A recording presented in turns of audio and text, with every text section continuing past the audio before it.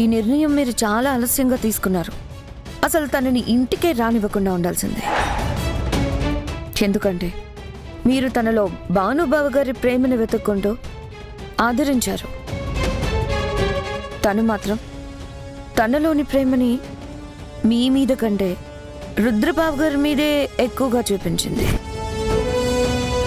బహుశా ఈ ఇంటి కోడలి స్థానం కోరుకుంటుందనుకుంటా. ఇషిక,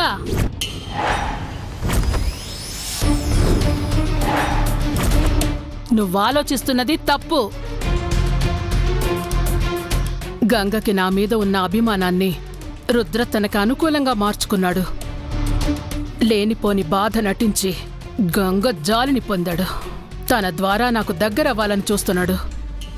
దీనంతటికీ గంగ సపోర్ట్ చేస్తుందనే నేను తన్ని ఇంట్లోంచి పంపించాలనుకున్నాను. ముఖ్యంగా తను రుద్ర చేతిలో పావుగా మారకూడదని. అంతేగాని గంగకి రుద్ర మీద అలాంటి ఆలోచన లేదు.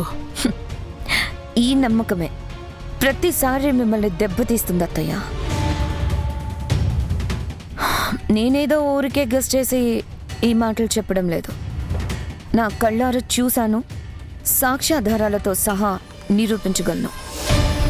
మీ అందరు కళ్ళు తెరిపించాలనే ఆ సాక్ష్యం తీసుకొచ్చాను.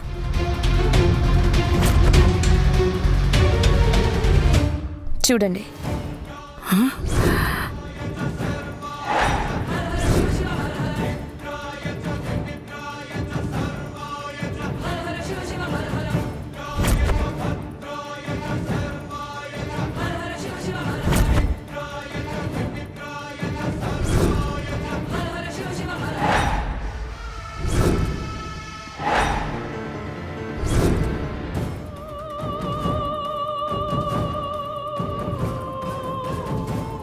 గంగ ప్రతిసారి రుద్రబాబు గారిని సపోర్ట్ చేయడం, తనకి ప్రాణాపాయం ఉందని తెలిసి రుద్రబాబు గారితో బయట తిరగడానికి సాకులు వెతకడం, రుద్రబాబుతో ఉంటేనే తనకి రక్ష అని చెప్తూ వెంటపడి తిరుగుతుంది. ప్రాణాలు కాపాడారని దేవుణ్ణి చేసేయడం, చివరికి ఇలా వేషం మార్చి స్నేహం చేయడం. ఇవన్నీ ఎందుకు చేస్తుందో ఇప్పుడు మీకు అర్థమైందనుకుంటా.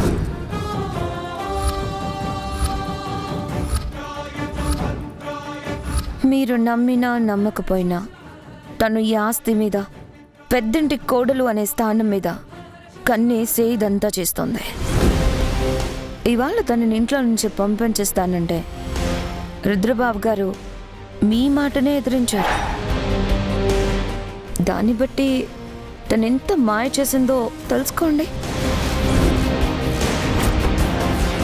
ఇవాళ తనకి రక్షణ కల్పించడం బాధ్యత, అందుకే ఇక్కడే ఉంటుంది అని అన్నారు. అంటే రేపు తనకి ఇంట్లో ఉండే హక్కుని, అధికారాన్ని ఇచ్చినా ఇవ్వచ్చుగా. కోడలిగా కోడలిగా కోడలిగా కోడలిగా కోడలిగా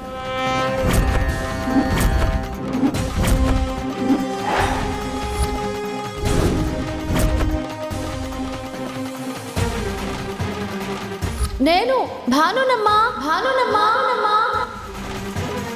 భాను ఈ ఇంట్లోనే ఉంటుంది, ఉండి తీరాలి. ఇదే నా చివరి నిర్ణయం.